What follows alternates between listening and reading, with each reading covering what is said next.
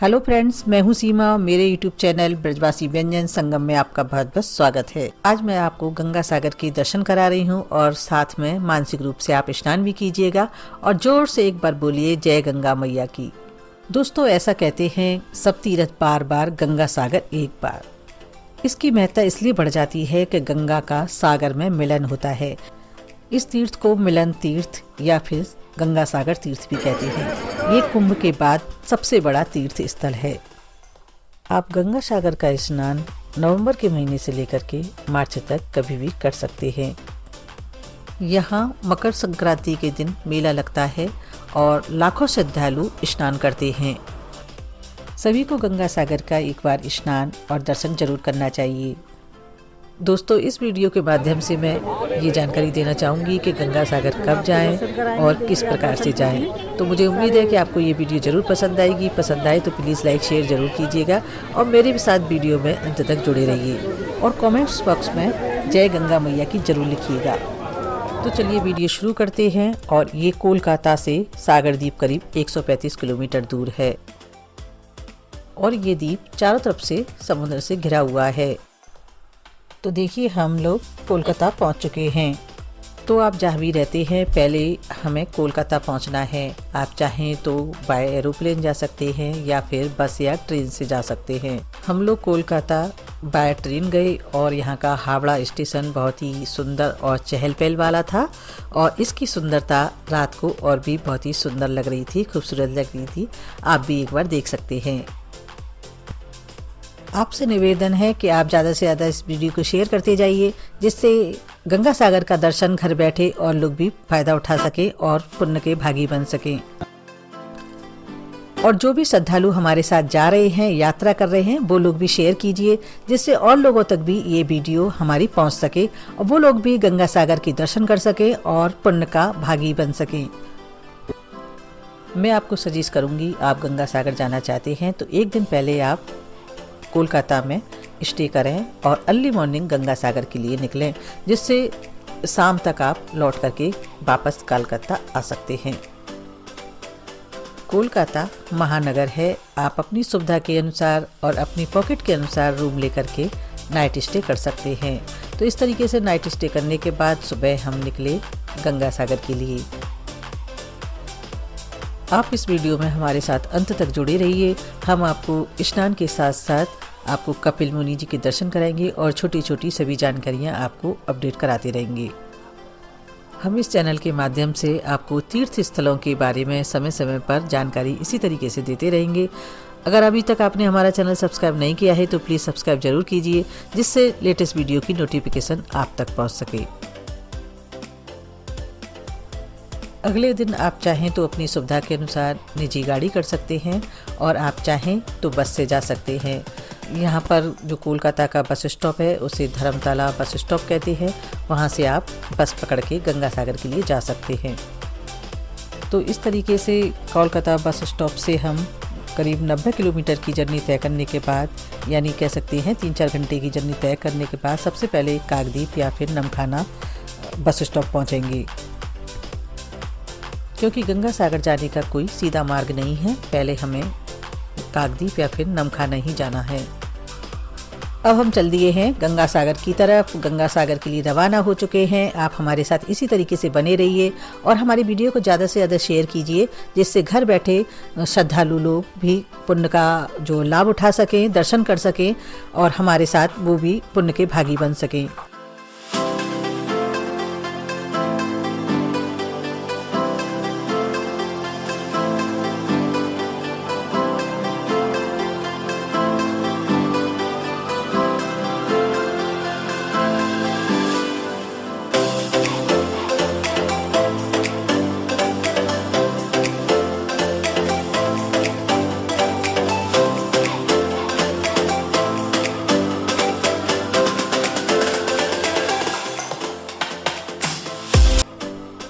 आप हमारे साथ इसी तरीके से बने रहिए। हम आपके साथ छोटी छोटी जानकारियाँ साझा करते रहेंगे। देखिए, अब हम पहुँच चुके हैं काकद्वीप पर। देखिए, काकद्वीप बस स्टॉप पर उतरने के बाद अब हम जाएंगे फेरी घाट, जिसे हार्ड बोट पॉइंट भी कहते हैं। यहाँ से हमको बोट मिलेगी फेरी जो बोलते हैं उसे, वो मिलेगी। और इसके लिए करीब हमें अभी 6 किलोमीटर की दूरी तय करना है। तो इसके लिए हम ई रिक्शा या फिर टेम्पो लेंगे। और देखिए ई रिक्शा या टेम्पो की सहायता से हम पहुंचेंगे फेरी घाट पर। अब देखिए हम बैटरी रिक्शा की सहायता से फेरी घाट पहुंच चुके हैं और यहाँ पर फेरी लेने के लिए या बोट लेने के लिए हमें टिकट लेनी है। वो टिकट काउंटर है, देखिए आप देख सकते हैं यहाँ पर। और टिकट लेने के बाद हम लोग सभी इकट्ठे होकर के लाइन से लगेंगे, अपनी बोट का इंतज़ार करेंगे। आप मेरे साथ इस वीडियो में पूरा अंत तक जुड़े रहिए और अगर आपको मेरी वीडियो अच्छी लगे तो शेयर ज़रूर कीजिए, जिससे और भी माता बहनों भाइयों तक ये वीडियो पहुंच सके। अगर वो मन बना रहे हैं संगम पर जाने का, गंगा सागर जाने का, तो उनको भी कुछ लाभ हो सके। अब देखिए हम पहुंच चुके हैं जेटी पर, लोट नंबर 8 पर। जेटी पर चलने का एक सुखद अनुभव अलग ही होता है। आप हमारे साथ बने रहिए इसी तरीके से।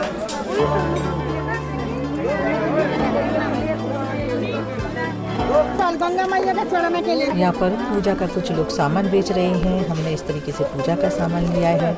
आप चाहें तो मछलियों को दाना डालने के लिए ये दाना डाल दे रहे हैं, आप लेना चाहें तो ले सकते हैं। अब देखिए बोट शायद आ गई है और अब हम चलते हैं जेटी पर अपने बोट में। और देखिए इस पे चलना कितना अच्छा लगता है, आप देख सकते हैं। बहुत ही खूबसूरत लग रहा है, बहुत ही खूबसूरत नज़ारा है। आप देख सकते हैं। अब हम इस बोट के द्वारा विशाल का ये गंगा है, मुरी गंगा जिसको बोलते हैं, मुरी गंगा नाम है इसका। इसमें अथाह पानी है इस समय और हम इसको पार करेंगे और पार करने के बाद पहुंचेंगे कचुवेरिया घाट, क्योंकि गंगा सागर इस नदी के उस पार है। तो हमें पार करना है इस नदी को स्टीमर के द्वारा या बोट के द्वारा। तो चलिए आप हमारे साथ बने रहिए और करिए यात्रा बोट की, स्टीमर की।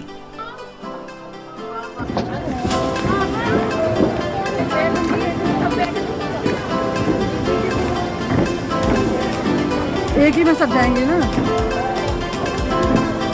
ये है भाई स्टीमर।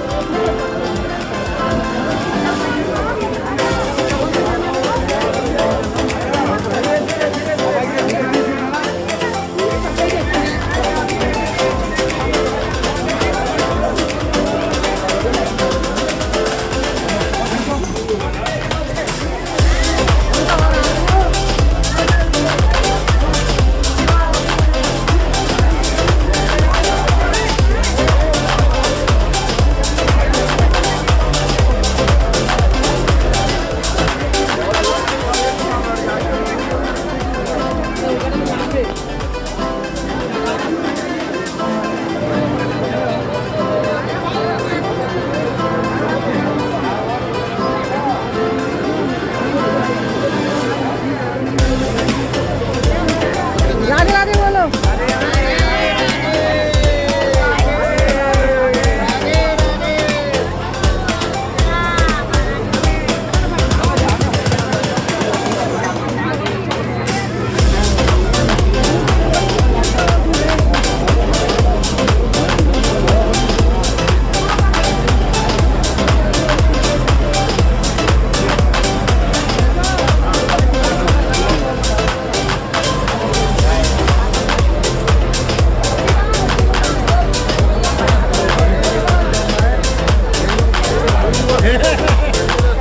राधे राधे बोलो बोलो।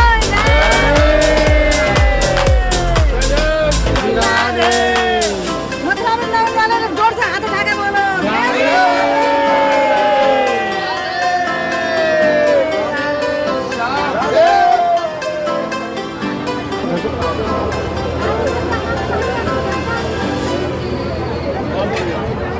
सब आ रहे हैं, सब सबके आ रहे हैं, पूरा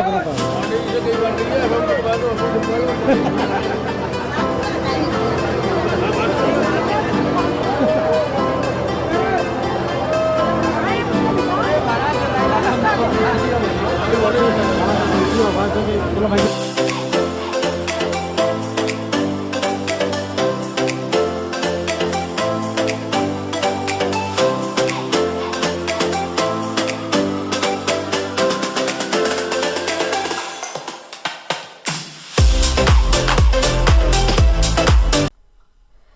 स्टीमर से बाहर का नज़ारा बहुत ही खूबसूरत था, बहुत ही आनंददायक था और मन को मोहने वाला था। और हमने जो दाना लिया था मछलियों को डालने के लिए, वो तो मछलियाँ खाती हुई हमें शायद दिखाई नहीं दे रही थी, लेकिन हम जो दाना डाल रहे थे वो पक्षी हमको दाना खाते हुए ज़रूर दिखाई दे रहे थे। और वो पक्षी हमारी बोट के साथ साथ उड़ करके दाना साथ के साथ खा रहे थे और बहुत सारे पक्षी इकट्ठे हो गए। अगर आप गंगा सागर जाएं तो बोट में से पक्षियों को दाना जरूर डालें। बहुत ही मन को मोहने वाला और बहुत ही सुंदर था। वो हमारे साथ साथ ही उड़ रही थी और कुछ पक्षी तो हवा में ही दाने को ले रहे थे।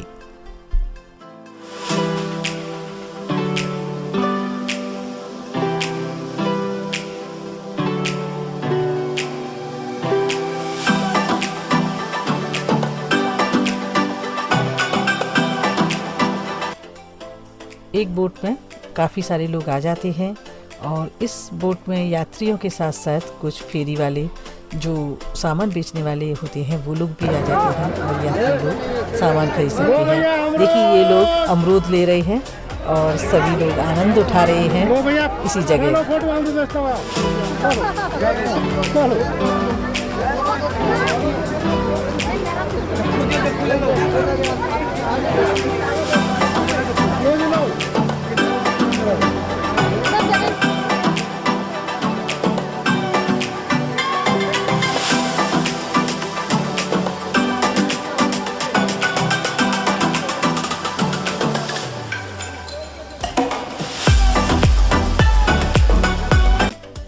इस स्टीमर के तो कुछ नज़ारे ऐसे थे जिनको हम अपने शब्दों से बयां नहीं कर सकते हैं। जब कोई बोट के बराबर से कोई दूसरी बोट या फेरी निकल के जा रही हो तो उसका नज़ारा देखने लायक था और उस नज़ारे को हम अपने शब्दों में बयां नहीं कर सकते हैं। और जब दूसरे स्टीमर जो है सीटी बजाती हुई निकले बीच पानी में तो उसकी तो बात ही कुछ और है।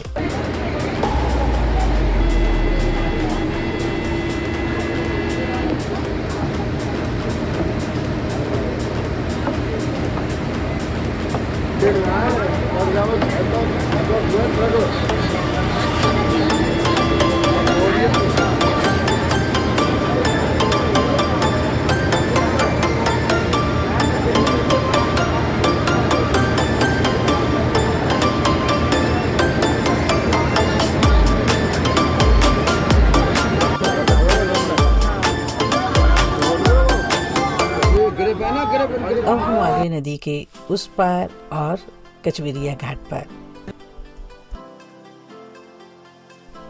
और बोट से उतरने के बाद हम कचवेरिया घाट के बाहर निकले और वहाँ से करीब 3 किलोमीटर और अभी हमें चलना है। उसके बाद हम कचवेरिया बस स्टॉप पर पहुँचेंगे जहाँ से हमको बस मिलेगी गंगा सागर के लिए।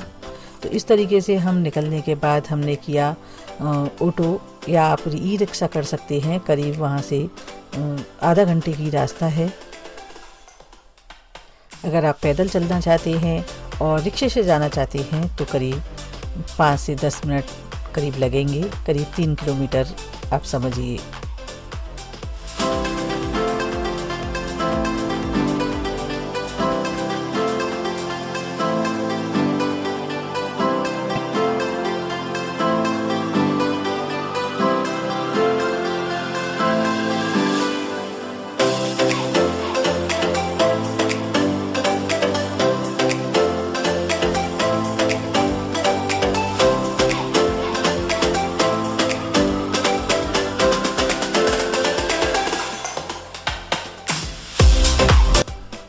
अब देखिए हम पहुंच चुके हैं कचवेरिया बस स्टॉप पर और हम ई रिक्शा के द्वारा आए थे और ई रिक्शा ने करीब हमसे 20-20 रुपये लिए।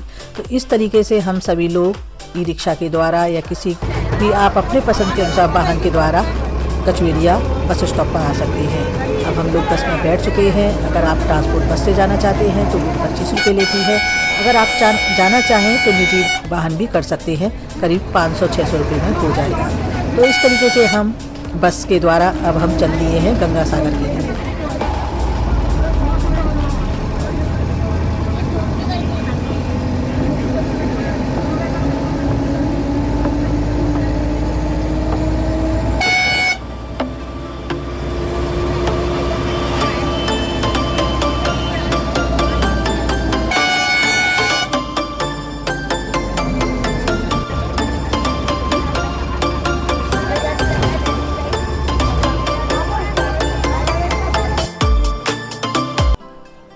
गंगा सागर के लिए जाने वाला मार्ग काफ़ी साफ सुथरा सड़क थी और हरा भरा वातावरण था। देखने में बहुत ही सुखद लग रहा था और अच्छी अनुभूति हो रही थी। मेले के समय वाहन की भी थोड़ी दिक्कत हो जाती है और थोड़ा सा भीड़ भाड़ भी रहती है, लेकिन मेले से थोड़ा सा आगे या पीछे जाएं तो आप सुगमता से पहुंच सकते हैं मेला स्थल पर।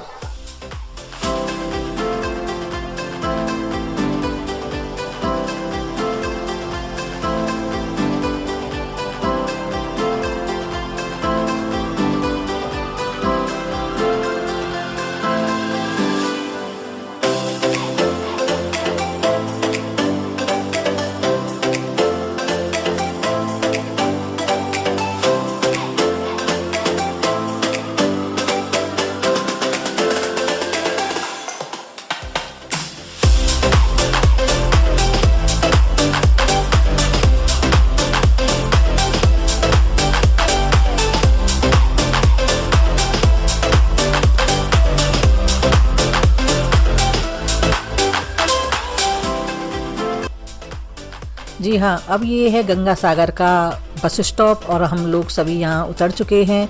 और अब गंगा सागर का जो घाट है जहाँ स्नान किया जाता है, मेला लगता है, वो करीब यहाँ से 3 किलोमीटर दूर है और बड़े वाहन को जाने की आज्ञा नहीं है। तो इस तरीके से हम बस स्टॉप पर ही उतर चुके हैं और अब हम करेंगे अपना निजी वाहन, कोई भी ई रिक्शा या टेम्पो, जो भी आप पसंद के अनुसार कर सकते हैं। वो वाला आपको टेम्पू या जो भी आपका वाहन है वो घाट पर स्नान कराने के बाद, कपिल मुनि के दर्शन कराने के बाद आपको इसी जगह छोड़ देगा।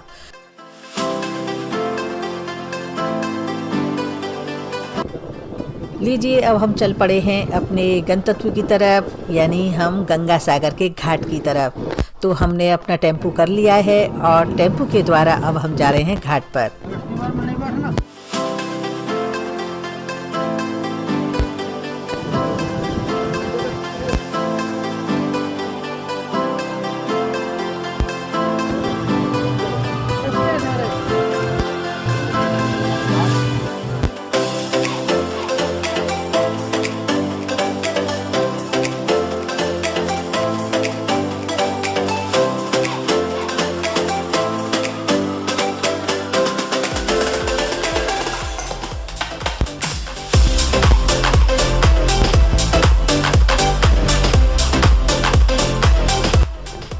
लीजिए, अब हम उतर चुके हैं गंगा सागर घाट पर और हमने इस रिक्शा वाले का मोबाइल नंबर भी ले लिया है जिससे हमको याद रहे। तो इस तरीके से अब हम अपना जो भी हमारे पास सामान है उसको लेकर के जा रहे हैं गंगा सागर घाट पर। आप हमारे साथ बने रहिए इसी तरीके से और हमारे साथ दर्शन भी कीजिए। अब आप हमारे साथ में गंगा सागर घाट का दर्शन कीजिए। देखिए, काफ़ी दुकान सजी हुई हैं और काफ़ी अच्छी चहल पहल है। और मेले के समय पर यहाँ पर जो है हर स्टेट के टेंट लगते हैं, तंबू लगते हैं और काफ़ी अच्छी व्यवस्था रहती है हर तरीके की।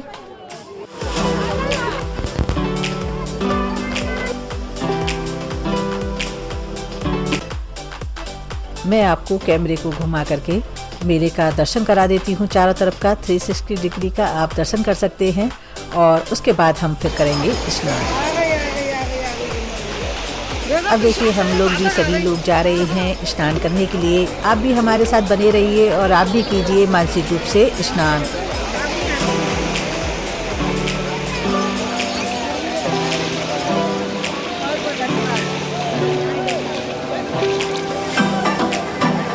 देखिए कितने लोग दर्शन कर रहे हैं, कितने लोग स्नान कर रहे हैं। और आप देखिए, हम आपको दर्शन कराए देते हैं। देखिए, आप दर्शन कीजिए, गंगा का स्नान कीजिए। आपकी तरफ से हम भी स्नान कर लेते हैं। हम आपको स्नान कराए देते हैं, दर्शन कराते हैं।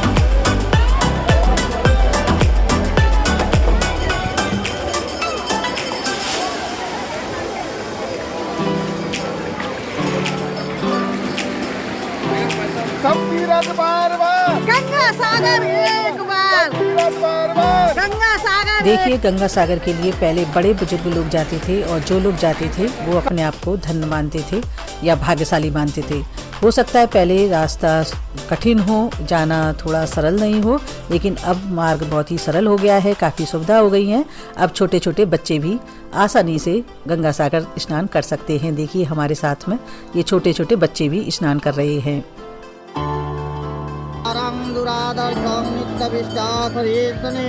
ईश्वरी सर्वभूतानां नमः ओम एतद् पुष्पं नमः शिवाय अहं समर्पयामि शिवाय अहं समर्पयामि।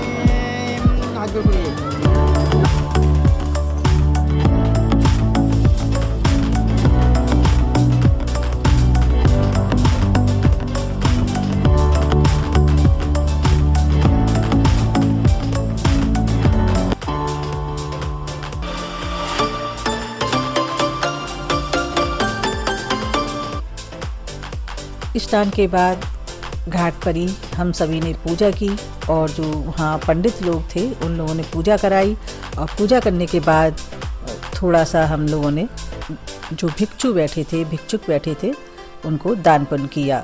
तो इस तरीके से घाट पर हमारी पूजा अर्चना हुई पूरी। अब हम चलते हैं आगे की तरफ।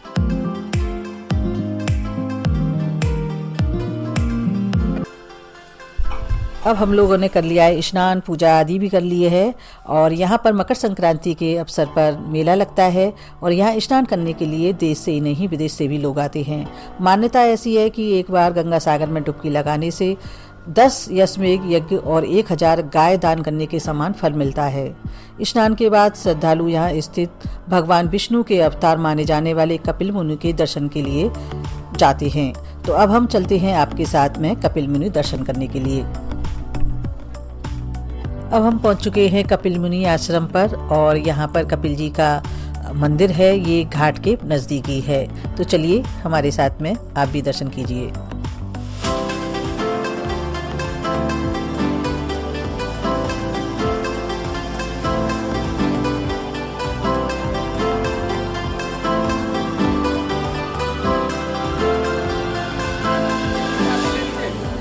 आपको दर्शन कराएंगे कपिल मुनि जी महाराज के। पुराणों में गंगा सागर की उत्पत्ति के पीछे एक कथा के बारे में बताया गया है। इसके अनुसार कपिल मुनि के शाप के कारण ही राजा सगर के 60,000 पुत्रों की इसी स्थान पर तत्काल मृत्यु हो गई थी। उनके मोक्ष के लिए राजा सगर के वंश के राजा भगीरथ गंगा को पृथ्वी पर लाए और गंगा यही सागर से मिली थी। मान्यता है कि उन्हें मोक्ष प्रदान किया गंगा ने। गंगा सागर की पवित्र तीर्थ यात्रा सैकड़ों तीर्थ यात्राओं के समान है। शायद इसीलिए कहा जाता है कि हर तीर्थ बार बार और गंगा सागर एक बार।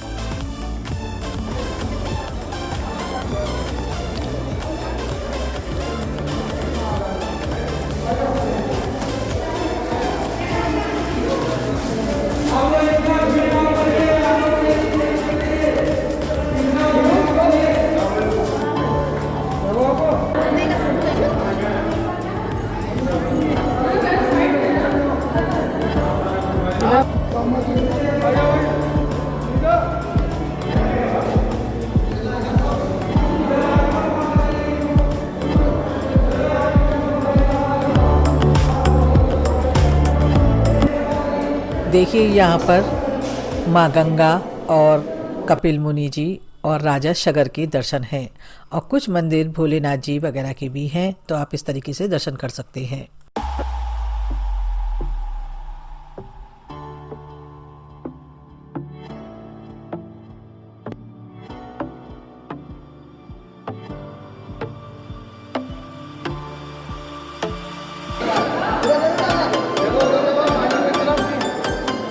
ठीक है, ठीक है, तो है भगवान जी।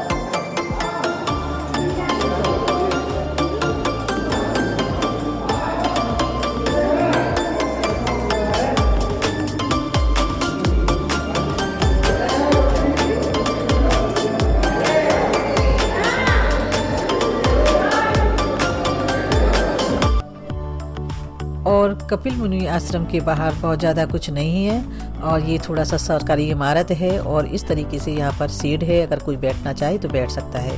बाकी का यहाँ कुछ नहीं है। तो ज़्यादातर यात्री दर्शन करने के बाद वापस लौट जाते हैं। तो देखिए, अब हमारा स्नान भी हो गया है और दर्शन भी हो गए हैं। अब चलते हैं हम वापस।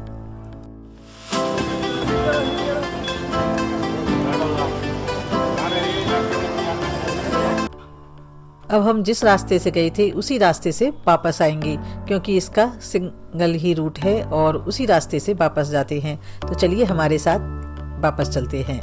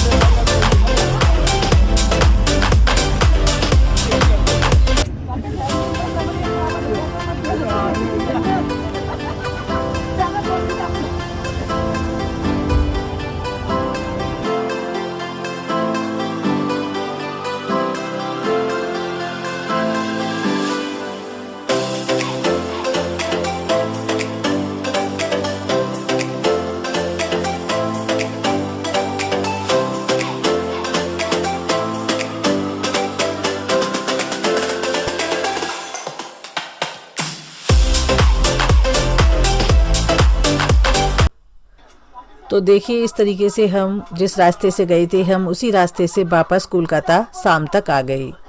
तो इस तरीके से हुई हमारी गंगा सागर की यात्रा पूरी। अब इस वीडियो को यहीं करते हैं विराम और मुझे उम्मीद है कि आपको ये वीडियो ज़रूर पसंद आई होगी। पसंद आई हो तो प्लीज़ लाइक शेयर ज़रूर कीजिएगा और फिर मिलते हैं नई वीडियो के साथ। Take care, bye bye, thank you.